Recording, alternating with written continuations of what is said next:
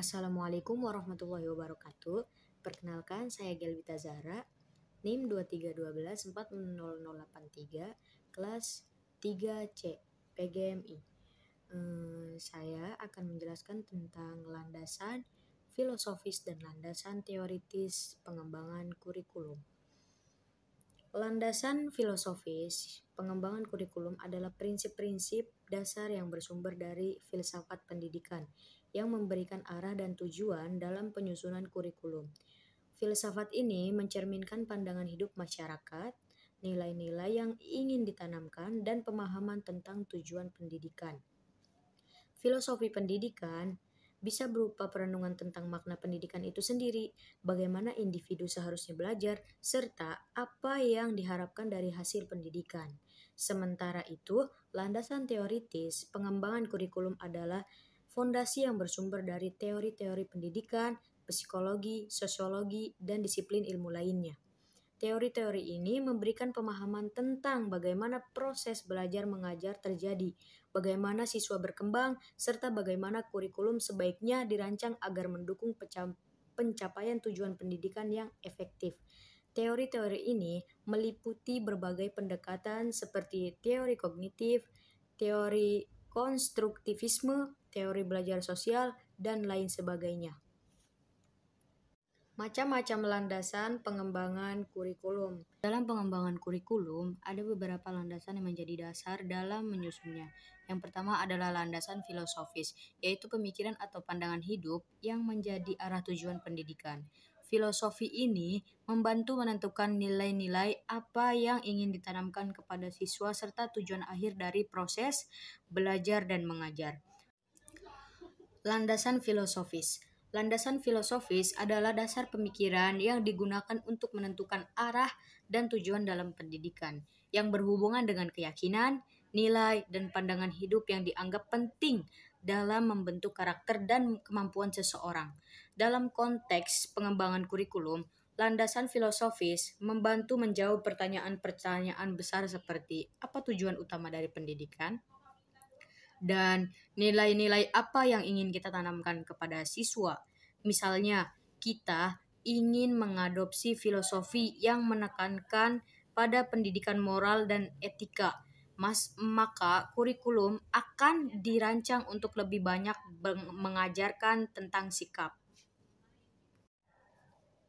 perilaku baik, dan tanggung jawab sosial.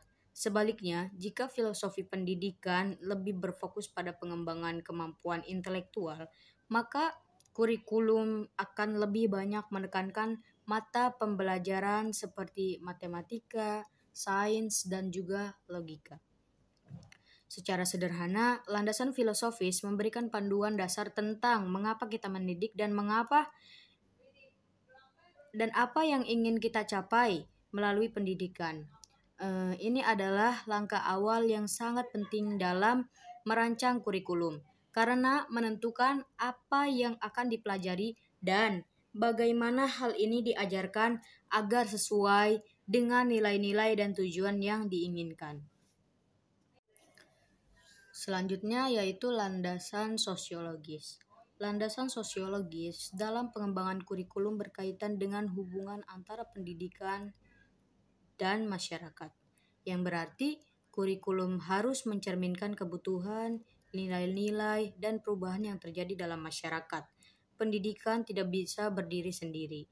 Ia dipengaruhi oleh apa yang terjadi di sekitar kita, baik itu perkembangan sosial, budaya, ekonomi, maupun teknologi.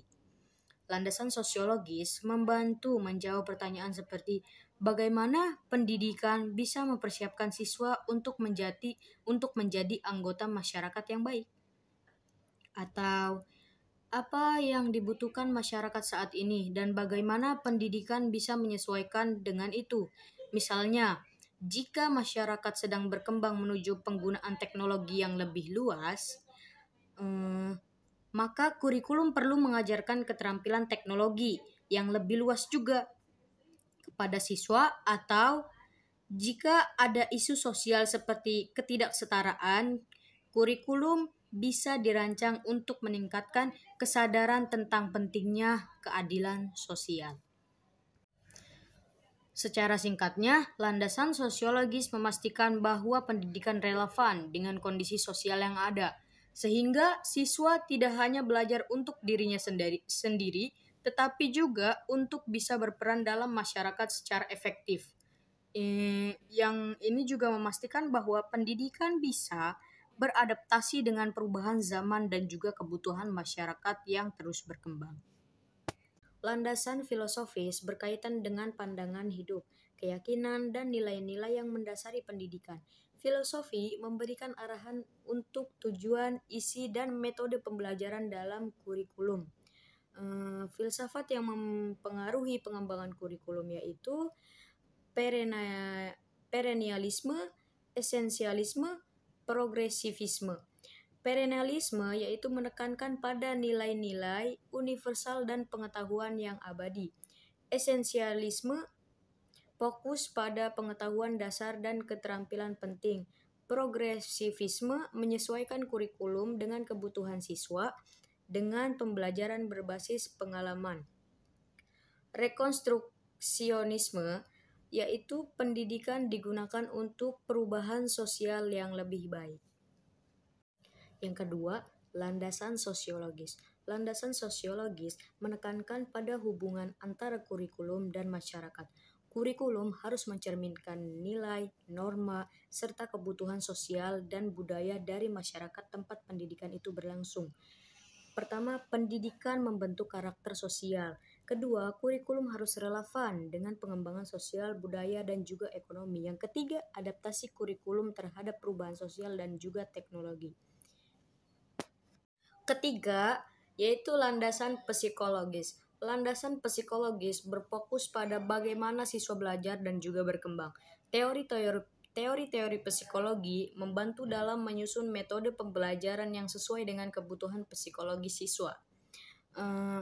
Teori psikologi yang digunakan yaitu teori pengembangan kognitif, teori belajar sosial, konstruktivisme, dan juga kecerdasan ganda.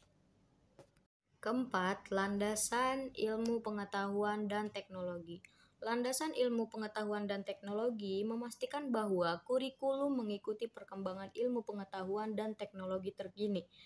Aspek penting dalam landasan ilmu pengetahuan dan teknologi yaitu mengintegrasikan teknologi dalam proses pembelajaran, mengembangkan keterampilan abad 21 seperti literasi digital, berpikir kritis, dan pemecahan masalah.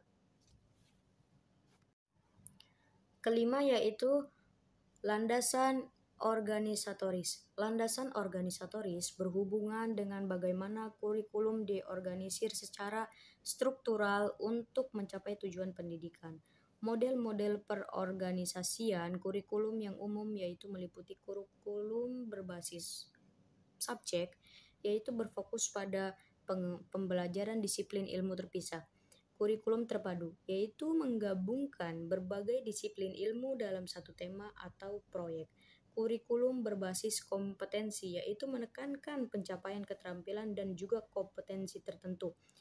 Yang selanjutnya yaitu kurikulum spiral.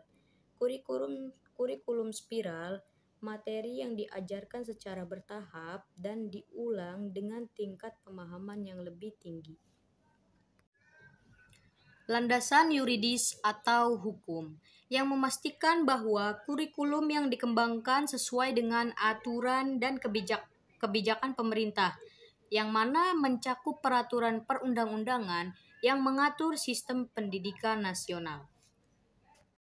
Prinsip-prinsip pengembangan kurikulum.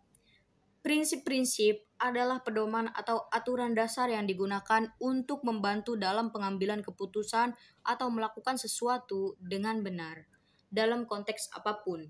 Prinsip-prinsip ini berfungsi sebagai panduan agar tindakan yang dilakukan tetap terarah dan sesuai dengan tujuan yang diinginkan. Misalnya, dalam pengembangan kurikulum, prinsip-prinsip bisa berupa aturan tentang bagaimana kurikulum harus relevan dengan kebutuhan siswa. Harus fleksibel agar bisa menyesuaikan dengan perubahan zaman, serta harus berkesinambungan sehingga pendidikan dapat berkembang dari waktu ke waktu. Prinsip-prinsip ini membantu memastikan agar segala sesuatu yang direncanakan dan dilakukan tetap fokus dan juga berkualitas, serta memenuhi standar yang diharapkan. Pada dasarnya, prinsip-prinsip memberikan fondasi yang kuat dalam segala tindakan, sehingga kita bisa memandu dalam mengambil langkah yang tepat. Prinsip-prinsip pengembangan kurikulum dalam landasan filosofis dan landasan teoritis memiliki beberapa prinsip, yaitu prinsip fleksibilitas, prinsip kontinuitas, prinsip relevansi, prinsip efektif, dan prinsip praktis. Prinsip fleksibilitas yaitu kurikulum harus dirancang secara fleksibel agar dapat menyesuaikan dengan perubahan dan kebutuhan yang beragam, baik dari sisi siswa, lingkungan, maupun perkembangan zaman, yang mana mencakup kemampuan kurikulum untuk beradaptasi dengan berbagai kondisi sosial, budaya, dan juga teknologi. Kurikulum harus memberi ruang bagi guru untuk menyesuaikan metode pengajaran dengan kebutuhan individual siswa. Fleksibilitas juga terkait dengan variasi metode pembelajaran, materi, serta waktu pelaksanaan pembelajaran. Selanjutnya, prinsip kontinuitas. Prinsip kontinuitas, kurikulum harus dirancang secara berkesinambungan. Artinya, materi yang dipelajari di tingkat pendidikan yang lebih rendah harus berkaitan dan mendukung pembelajaran di tingkat yang lebih tinggi. Ada beberapa aspek dalam prinsip ini, yaitu pengulangan konsep-konsep penting dengan kedalaman yang bertambah di setiap jenjang pendidikan atau disebut dengan pendekatan spiral ya. Selanjutnya yaitu menjaga hubungan antara berbagai tingkatan kurikulum sehingga tidak terjadi kesenjangan pengetahuan antara satu jenjang ke jenjang berikutnya.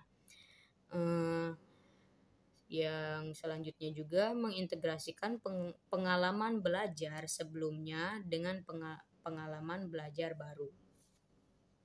Selanjutnya, prinsip relevansi. Kurikulum harus relevan dengan kebutuhan siswa, masyarakat, serta dunia kerja. Relevansi ini dapat diwujudkan dalam bentuk isi pembelajaran yang sesuai dengan tuntunan zaman, baik dalam ilmu pengetahuan, teknologi, dan juga keterampilan sosial. Kurikulum yang dirancang untuk membantu siswa mengatasi tantangan di dunia nyata dan juga mempersiapkan mereka untuk masa depan. Memperhatikan relevansi lokal dan juga global, sehingga siswa tidak hanya terhubung dengan lingkungan sekitar, tetapi juga dengan perkembangan global. Selanjutnya, prinsip efektivitas dan efisiensi. Kurikulum harus dapat dijalankan secara efektif dan efisien dalam mencapai tujuan pendidikan yang diinginkan. Efektivitas dan efisiensi ini yang mana melibatkan proses pembelajaran yang menghasilkan dampak maksimal dengan usaha dan waktu yang optimal. Penggunaan sumber daya seperti waktu, tenaga, dan juga biaya yang efisien untuk mencapai hasil yang maksimal. Kurikulum harus disusun dengan tujuan yang jelas dan metode yang paling sesuai untuk mencapai tujuan dengan minimal hambatan. Selanjutnya, prinsip praktis. Kurikulum harus praktis, artinya dapat dengan mudah diimplementasikan oleh guru dan diterima oleh siswa. Prinsip ini mengacu pada kurikulum yang realistis, tidak terlalu rumit untuk dilaksanakan dalam kondisi sekolah yang sebenarnya, mudah dipahami dan diterapkan oleh guru dalam kegiatan pembelajaran sehari-hari. Materi pembelajaran yang langsung dapat diterapkan oleh siswa dalam kehidupan nyata, sehingga memberikan manfaat praktis dan juga aplikatif. Hubungan antara landasan filosofis dan landasan teoritis pengembangan kurikulum. Hubungan antara landasan filosofis dan landasan teoritis dalam pengembangan kurikulum sangat erat keduanya, karena keduanya saling melengkapi untuk menciptakan kurikulum yang bermakna dan juga bermanfaat. Landasan filosofis memberikan dasar utama tentang apa tujuan pendidikan dan nilai-nilai apa yang ingin dibangun dari siswa. filosofis membantu kita memahami visi besar pendidikan. Seperti apa kita ingin membantu siswa menjadi pribadi yang mandiri, kritis, atau juga mungkin berorientasi pada masyarakat. Misalnya, jika kita mengikuti filsafat progresivisme, kita akan menekankan pentingnya pembelajaran berdasarkan pengalaman langsung dan interaksi sosial. Sementara itu, landasan teoritis fokus pada bagaimana cara mencapai tujuan yang ditetapkan oleh landasan filosofis. Landasan ini melibatkan teori-teori tentang bagaimana siswa belajar, bagaimana mereka berkembang, dan metode apa yang paling efektif untuk membantu mereka belajar. Misalnya, teori kognitif atau teori konstruktivisme membantu kita memahami tahap perkembangan anak dan bagaimana mereka membangun pengetahuan. Hubungan antara keduanya terlihat jelas dalam pengembangan kurikulum. Landasan filosofis memberikan misi dan arah jangka panjang tentang apa yang ingin dicapai pendidikan, sedangkan landasan teoritis membantu menerapkan visi tersebut secara praktis dalam proses pembelajaran sehari-hari. Filosofi menjawab pertanyaan besar, seperti mengapa kita mengajarkan ini, sementara teori menjawab bagaimana cara terbaik untuk mengajarkannya.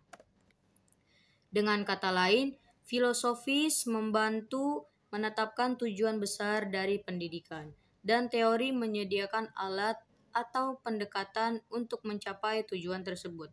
Kombinasi keduanya ini memastikan bahwa kurikulum tidak hanya memiliki pandangan jangka panjang, tetapi juga berdasarkan pada praktik terbaik yang didukung oleh penelitian dan juga pengalaman. Jadi, landasan filosofis seperti memberi kita arah dan tujuan besar, sedangkan landasan teoritis memberikan pedoman praktis dan juga teknik untuk mencapai tujuan tersebut. Filosofi adalah pondasi yang mendasari konsep, sementara teori adalah cara kita membangun struktur kurikulum di atas pondasi itu, sehingga pembelajaran berjalan dengan baik sesuai dengan nilai-nilai yang kita anut. Implikasi landasan filosofis dan landasan teoritis dalam pengembangan kurikulum. Implikasi dari landasan filosofis dan landasan teoritis dalam pengembangan kurikulum sangat signifikan, karena keduanya membentuk dasar dari bagaimana pendidikan dijalankan dan apa yang ingin dicapai. Landasan filosofis menentukan arah dan tujuan yang besar dari pendidikan. Filosofi yang dipilih akan mempengaruhi apa yang dianggap penting untuk diajarkan, seperti apakah kita fokus pada pengembangan karakter, pengetahuan ilmiah, atau keterampilan sosial.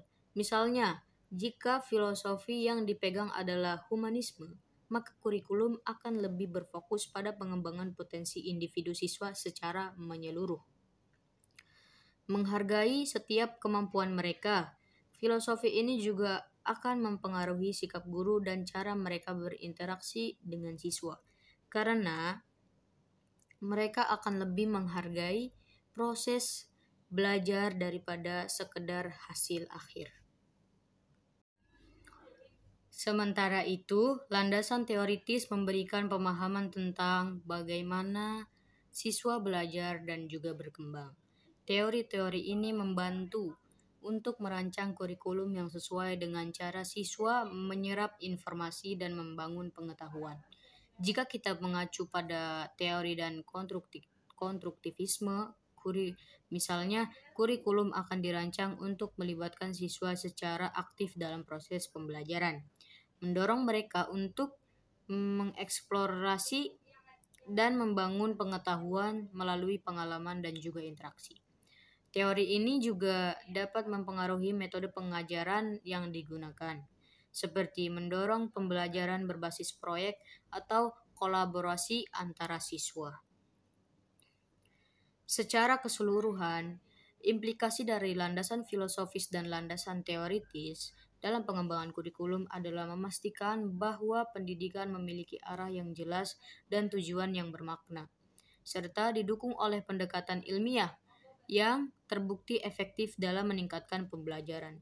Filosofi memberikan kerangka nilai dan tujuan, sementara teori menyediakan strategi dan metode konkret yang mencapainya.